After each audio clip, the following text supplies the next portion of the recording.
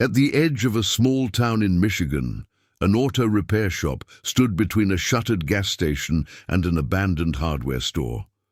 Most people passing by barely noticed it, but inside it worked Daniel Hayes, a 30-year-old single father known for his quiet nature, hard-working hands, and an outdated set of tools he had inherited from his late father. Every morning, Daniel opened the shop early so his 7-year-old daughter, Lily, could sit at the small wooden desk in the corner and finish her homework before school. She colored, practiced spelling, or read picture books, while Daniel repaired what he could for customers who trusted him more than most big garages in town. Life wasn't glamorous for either of them, but it was steady. Daniel made just enough to pay rent, buy groceries, and keep Lily healthy and smiling. He never complained about the old wrenches, rusted toolbox, or the manual diagnostic methods he used. He believed skill mattered more than equipment, a belief life had forced him to adopt. One rainy Thursday afternoon, a sleek black electric SUV rolled into the shop, tires hissing on wet pavement. It was the kind of car that didn't belong in a small town, and when the door opened, a young woman in a tailored blazer stepped out. Her heels clicked sharply on the concrete, and her gaze swept the shop with clear disapproval. Her name was Vanessa Hart, 26 years old, the new vice president of a tech manufacturing company that recently opened a facility near town. She was sharp, ambitious, and used to efficiency. She'd never set foot in a small repair shop before, but her SUV had died on the highway, and this was the closest place Google Maps could find. Dan wiped his hands on his work cloth, trying to be welcoming. "You having engine trouble?" Vanessa raised a brow at his dusty tools, the peeling paint on the walls, and the old analog meters that looked decades out of date. "Clearly," she said. "But are you actually able to work on this model? It's pretty advanced. I'm not sure this place has the equipment." Lily watched from her desk, frowning at the tone Vanessa used with her father. Daniel simply nodded. "I can take a look." Vanessa folded her arms. "With those," she pointed at his aging toolkit, "my company's interns have better equipment than this." Daniel didn't react. He had heard worse. "Sometimes the tool isn't the important part," he said calmly. "It's who's using it." She gave a short, disbelieving laugh. "Right. Well, if you can fix what 3 dealership technicians couldn't, I'll be shocked." Daniel opened the hood, and within minutes he noticed something unusual. A rare system fault, so tiny it would be easy to overlook if you relied only on computers. He listened, pressed his fingertips to the wiring harness, tested the relay manually. Small techniques his father had taught him while fixing old engines. Vanessa watched with curiosity creeping into her expression. "What are you even doing? There's no scanner, no electronic tests." He smiled slightly. "Not everything needs one." After nearly 40 minutes of quiet concentration, Daniel found the problem, a manufacturing defect in the wiring grounding strip that caused intermittent power failures. It wasn't visible to machines because the fault only triggered under certain heat conditions. He repaired the damaged section by hand, rewrapped the wiring, reinforced the weak point, and closed the hood. "Try it now," he said. Vanessa slid into the driver's seat, pressed the start button, and the engine hummed back to life perfectly.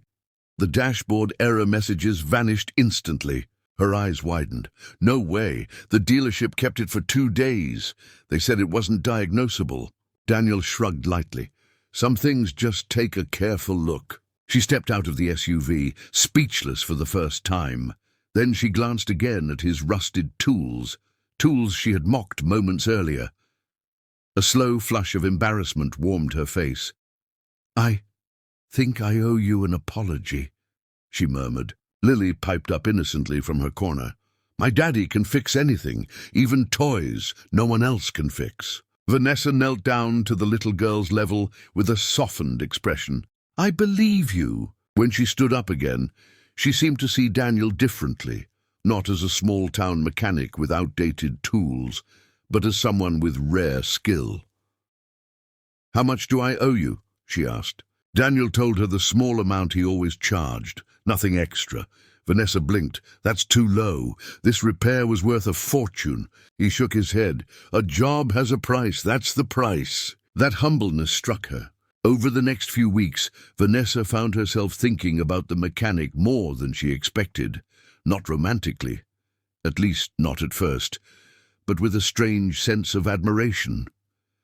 Whenever she passed his shop, she wondered how many genius minds like his went unnoticed simply because they worked quietly in forgotten corners of the world. Then a month later, crisis hit her company. One of their new industrial processing machines, the prototype worth millions, malfunctioned days before a major investor demonstration. 3 engineers flew in, tried everything, and failed. The company CEO was furious. Vanessa panicked, knowing how much was riding on the success of the event. That night, exhausted, she remembered Daniel's calm voice. Sometimes the tool isn't the important part, it's who's using it. Taking a risky chance, she drove to his shop. He was closing up when she arrived, Lily's hand in his. Vanessa stepped out nervously. I need your help, badly. Daniel frowned. This doesn't look like car trouble. It's not. She hesitated. It's a machine at my facility. No one can figure out what's wrong. She exhaled. Could you at least look at it? Lily tugged her dad's sleeve. We can help people, right, Daddy? Daniel smiled gently. Right? Then he nodded at Vanessa. I'll take a look. They drove to the facility, swiping through security checkpoints until they reached the massive industrial machine. Engineers stood around arguing when Vanessa walked in with the small-town mechanic. The engineers paused, baffled. Who is this? One of them demanded. Vanessa lifted her chin, someone who might actually help. Daniel examined the machine quietly. No fancy tools, no laptop. He listened, watched, and placed his hand on the vibration panel.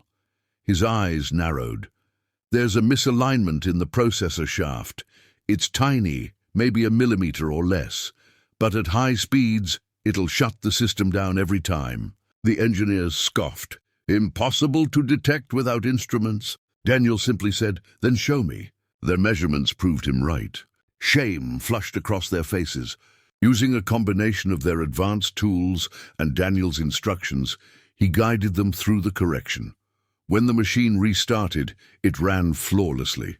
The engineers stared at him like he had performed a miracle. Even Vanessa felt her throat tighten with a strange mix of pride and awe. The next morning, the CEO demanded to meet the expert. When he learned Daniel was a local mechanic with a daughter and outdated tools, he was stunned. Not only did he praise him, he made an offer. A job, a high-paying position, full benefits, a scholarship program for Lily's future. Daniel was speechless. He had never imagined such a possibility. But the most shocking moment came when he hesitated. Vanessa saw the uncertainty in his eyes and stepped closer. You deserve this, she said softly. You and Lily both. He looked at his daughter, who was smiling so brightly it melted every doubt inside him. He nodded slowly. Okay, I'll do it. Months passed, and Daniel became one of the most valued engineers at the facility, known for solving problems others couldn't. Lily thrived too, adored by everyone who met her. And Vanessa? She visited the workshop space the company built for Daniel, a modern version of his old shop, far more often than necessary. Their friendship deepened naturally into something warm, respectful, and unspoken, but undeniable. One evening, as Daniel finished a repair test, Vanessa stood quietly beside him. You know, she said, I used to laugh at your tools. He grinned. I remember. I don't anymore, she whispered, because now I know the truth. It was never the tools. It was you. Daniel glanced at Lily, who was drawing nearby, then back at Vanessa. Some things, he said softly, are worth more than they seem. For the first time, she didn't hide her smile. Life had changed for all 3 of them, not because of fancy machines or money or titles, but because a single dad, armed with outdated tools and extraordinary skill, had shown the world that brilliance can shine from the humblest places. And because one woman learned a lesson she would never forget. Never underestimate someone just because their tools look old.